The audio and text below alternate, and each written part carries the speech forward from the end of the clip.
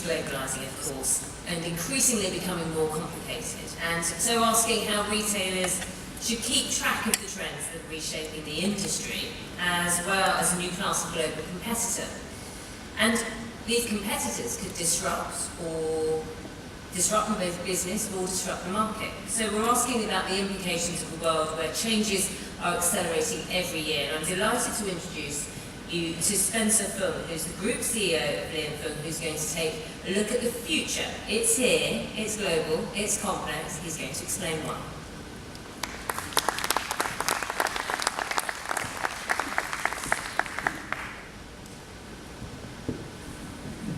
Hello, just checking. Thank you, Naga. Good morning. Good morning. How's everyone doing? I got a quick question for the audience. Who in the audience have driven on a German Autobahn? Can you please raise your hands? Now, what about those who did not grow up in Germany? Can you raise your hands? Okay, now for those of you who did not grow up in Germany and have driven an Autobahn before, you know that when you're driving an Autobahn and you look at the rearview mirror, and when you see a car coming at you, right, by the time you look at that rearview mirror, the car is already here. And this is sort of the theme of today is, when you look at the future and you think things are kind of further away, 3, 5, 10 years away, in today's world, that future is here. And it's global, and it's complex, and it's fast. So remember this throughout this sort of presentation.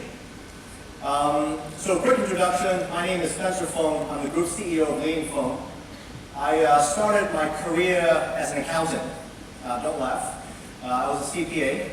And then I went over to Silicon Valley to start my own business in e-commerce. That was in the late 90s, but I was too early. And now I'm back in the family company, Fung, which is part of the Fung Group. Let me see, do I use this? So the Fung Group is 110 years old. We're celebrating 110 years old this year. I'm the 4th generation of the company. We are in global sort of supply chain and retail value chain. So on the top left, you have trading. That's our core business, where we do global sourcing for more than 8,000 customers, retailers, in over 100 countries, and we connect them with about 15,000 suppliers in over 60 countries. And we've been doing this for 110 years. We're in logistics, where we are predominantly in Asia, anywhere from Korea, actually, extending all the way to Dubai now. In-country logistics, managing warehouses, global freight management, with focus on footwear and apparel, FMCG, F&B, electronics, and healthcare. We also have a distribution group called Global Brands Group, where we do fashion accessories, footwear, and apparel with more than 350 brands globally. Whether it's licensed or controlled. Then we have a Fung retailing unit where we have over a dozen brands and with more than 3,500 points of sale across Greater China and Asia. The Fung Business Intelligence Center, this is what we use to navigate the world of retail, supply chain, distribution, and technology. And we publish quite a bit. And we have a website that I included here, is fbicgroup.com. Just to kind of talk about everything that we see around the world of retail and technology and supply chain. Internally, we have a Fung Academy where we train our leaders and where we cooperate with global academic institutions like Harvard, like MIT, Stanford, Singularity University. We work with leading minds of the world like Professor Clay Christensen, where we're doing research with him about supply chain disruptions. And we have a foundation working on disaster relief, community building programs, entrepreneurships, and also engaging our employees around the world to do more. Finally, we have a Fung Capital where we invest in B2B technology companies and global retail brands. So what I want to do today is to share some of the experiences that we've had over the last 110 years, and as we trot around the globe. We see a lot of things, we see a lot of trends. We deal with lots of retailers around the world, lots of customers, lots of different suppliers along the value chain. And what we see is that the world is definitely becoming more global, as we all know. It's complex, it's moving fast, and that pace is accelerating. Right? Every few months, the change is actually accelerating, and it's very difficult to deal with that. We also see that disruption is also happening faster and faster, and now there are multiple levels of disruption, which I'll talk about.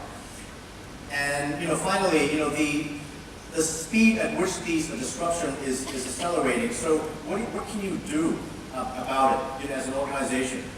It's very hard to predict change these days. So one of the answers is to speed up your organization. Now, but in order to do that, there's a lot of cultural sort of changes that is required in any organization, which is not easy to do. And I'm going to talk a little bit about that as well.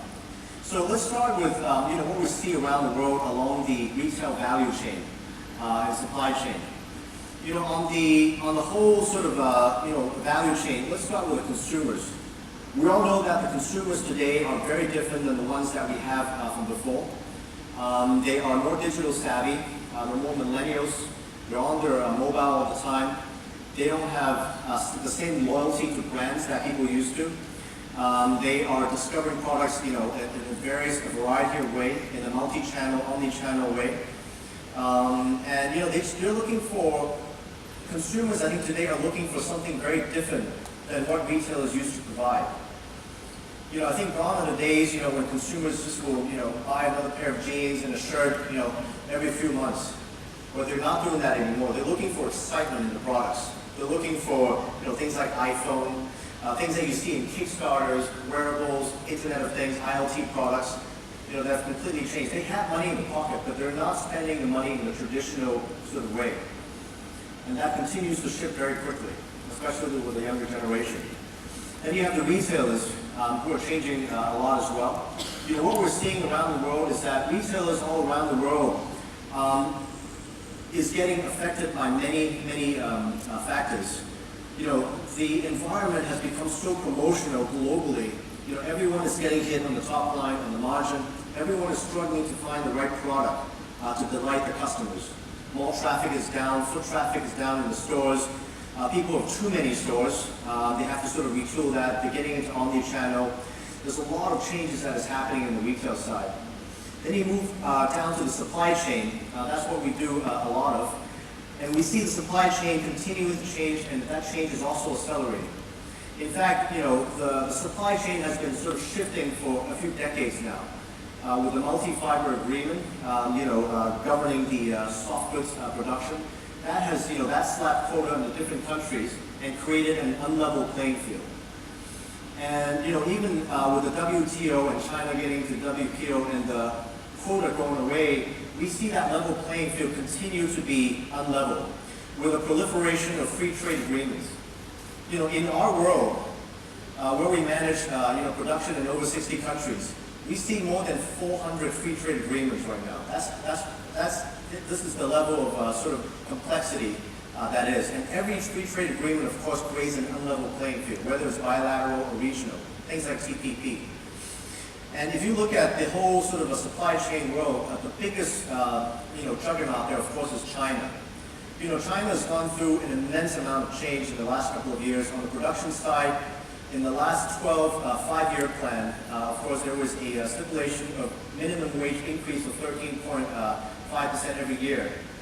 That really created an inflationary sort of environment within China on the production side and also on the consumer side. And that really affected how we source goods, and a lot of people source goods. In our company, more than 50% of the goods comes from China. And I think for most companies, a lot of their goods, a big portion of that comes from China just because of the capacity. Now, there's a huge change happening right now, and I'm not sure if that's been picked up in the news too much at the moment, is the new 13 5-year plan.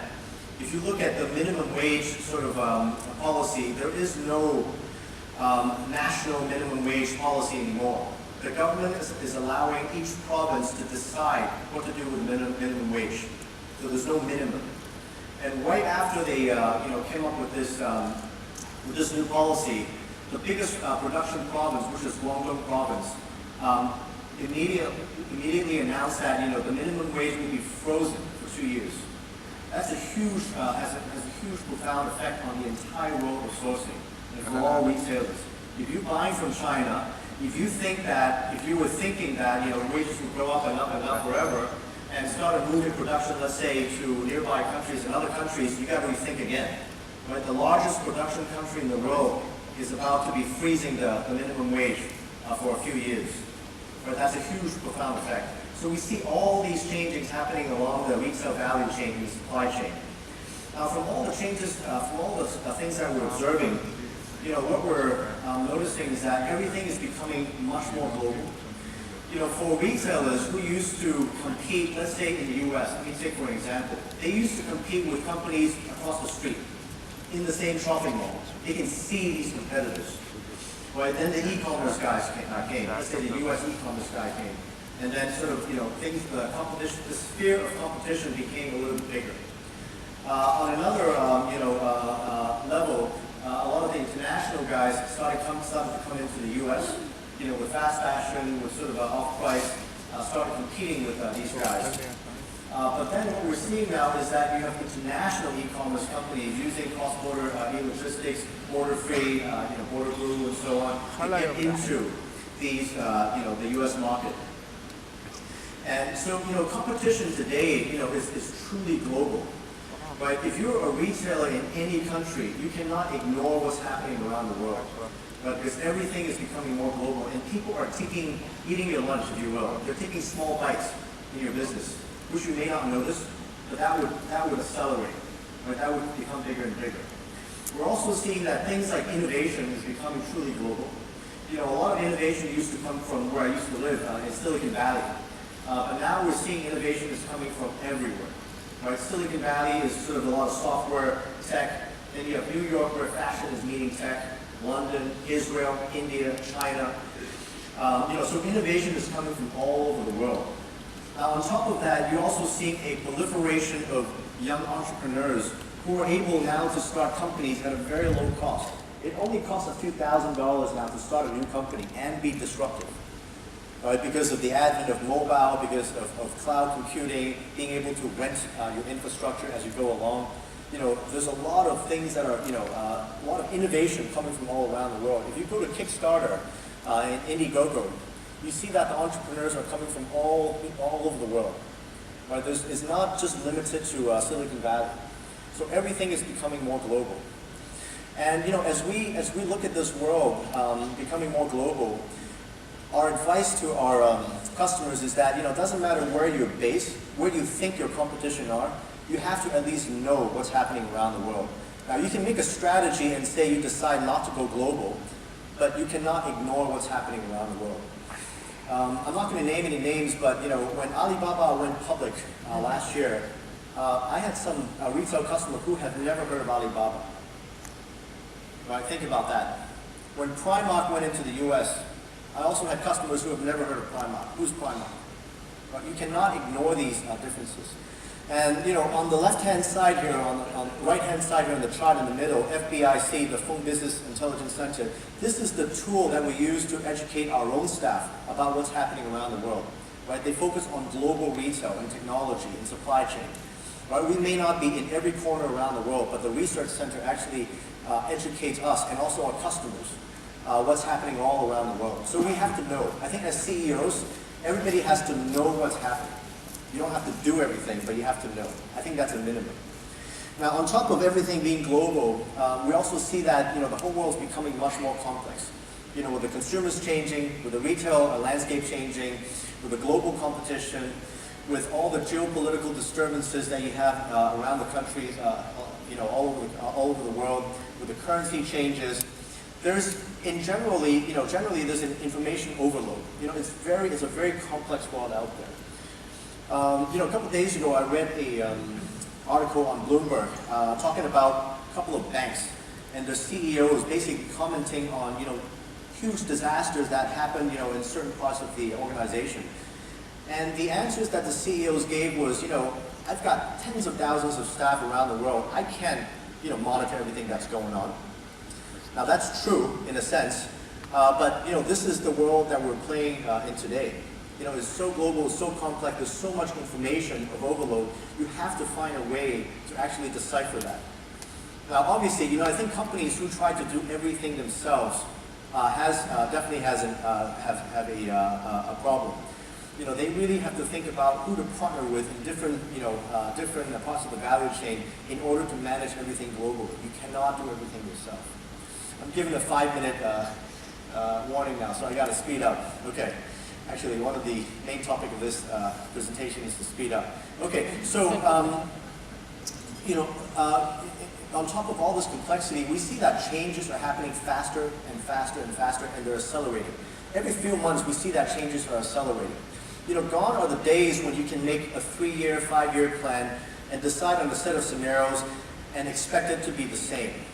The world is changing almost every few months completely. Right? Companies like Airbnb, companies like Uber didn't even exist a few years ago. New companies are getting into the market and dominating a market, very quickly. Recently, I heard about a company in Korea called Kakao getting into the taxi hailing service. They went in from nothing, and then they grabbed 85% market share within 12 months. 85% market share within 12 months. This is unheard of. Recently I've been revisiting Silicon Valley where I used to live, and I took a course at Singularity University. And these are the guys that are at the bleeding edge of innovation. Right? They know what's coming next. What scared me was that the world is moving so fast that even the bleeding edge guy cannot predict what's happening. Throughout the course, the 5 days that I was there at Singularity University, I keep hearing people, the professors, say that, we got surprised by this, we got surprised by how fast things move.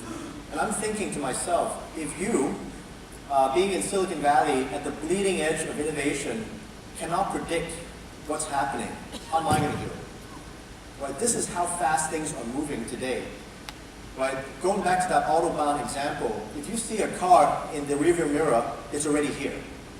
Right? And even the bleeding edge guys cannot predict, and they're also surprised by how fast things are happening. So just think about your organization, what you're seeing, and you basically have to take a discount. If you think things are happening within the next 3 years, take a discount. Right? Take a 50% discount, take a 75% discount, and expect it to happen within the next few months or the next year. Right? This is the speed at which things are moving. Now, with all of this, you're also seeing disruption happening faster and faster. Clay Christensen, famous Harvard professor, Harvard Business School professor who we're working with, came up with the theory of disruption where, new entrants come in with with inferior service, servicing the underserved and disrupting the incumbents, the leaders. And what we're seeing now is that, there are multiple levels of disruptions happening. In the old days, a disruption cycle probably lasts, happens within 5, 10, 15 years. Right? It's a long time. Disruption happens slowly. Now disruption, with things like Kakao, things like Uber, things happen very quickly. So what we're seeing now in many industries, including retail, is that there are multiple levels of disruption. Right? You have let's say the U.S. Brick and mortar stores being disrupted by the U.S. e-com guys. Then on another level, they're being disrupted by foreign companies and new off-price discount stores. And those e-com guys are now being disrupted by international e-com guys. And the international e-com guys are being disrupted by young entrepreneurs who are moving very, very fast. So you're having multiple levels of disruption, and every level of disruption is actually moving up faster than the previous one. Have you all seen the picture of a small fish being eaten by another fish, being eaten by yet another fish and another fish, like that food chain diagram?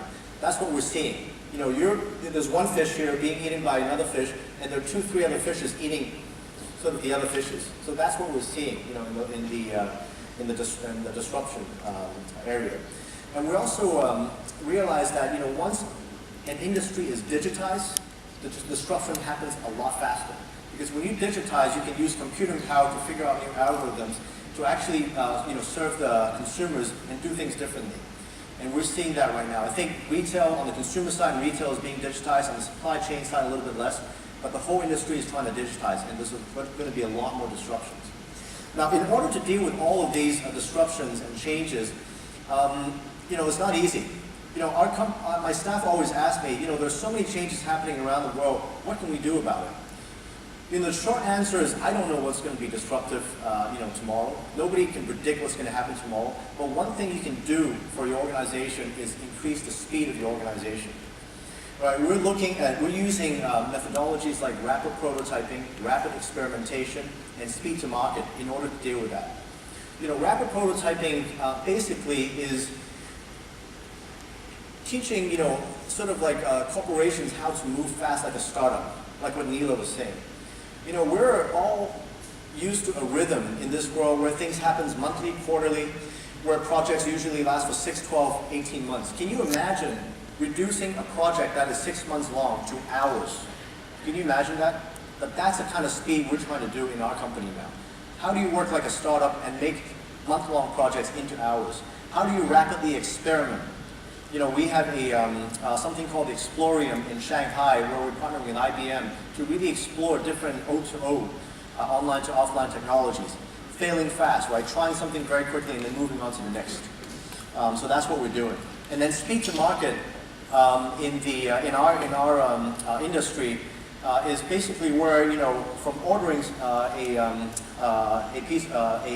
item to delivering an item usually used to take 12 months. Right? There's a pre-production cycle, there's a production cycle. Now, while we do not have a lot of advances in production yet, on the pre-production cycle, people are shrinking that from 12 months to 9 months to 3 months into weeks. Right? And we've been doing this for more than a decade for a lot of our customers, helping them reduce the speed to market. Right? So these are the things that we're doing. Okay, finally, one last point before I know time is up. If you were to start an organization today to deal with all the global changes and the complexity and the speed and the disruption, do you have what it takes? Do you think your organization has the right people, process, systems to actually deal with all these changes? The short answer is usually no, because most of us have been evolving our companies for a long time. We really have to think zero-base and say, if we were to start something new today, dealing with all the stuff, what does the organization need to look like? I'm going to give one more example before I stop. The best example of this is actually came from my son, my 8-year-old son. There was one day he was playing with all the Legos on the floor. He built a huge spaceship-looking material, object, and he showed it to me, and I said, "Son, this is a great piece of creation." After he acknowledged what I said, he threw the Lego on the ground and broke the whole thing apart, and I started rebuilding the next one. That was the best sort of case of zero-based thinking that I've ever seen. Right? We all have our piece of Lego that we've been building for many, many decades. Right? It might look kind of good on the outside, but on the inside, I can guarantee you it's not optimum. Right? What you have to do is mentally break that piece of Lego once in a while and then reconstruct it, right? To adapt to the new world, to adapt to the speed, the complexity. But you cannot take what you have built up in the last 30 years and try to just kind of adjust to it. So I think that's the most important. So with that, I just want to leave you with a couple of takeaway points. The future, if you have any questions about it, is here. Remember the Autobahn example. When you see something in the rearview mirror, it's already here. It's global, it's complex, it's fast. Right? Remember the fish eating the fish? Right? That's what's happening. Multiple levels of disruption is moving very quickly. But last but not least, make sure you break your piece of Lego once in a while, because that would be helpful. Thank you very much.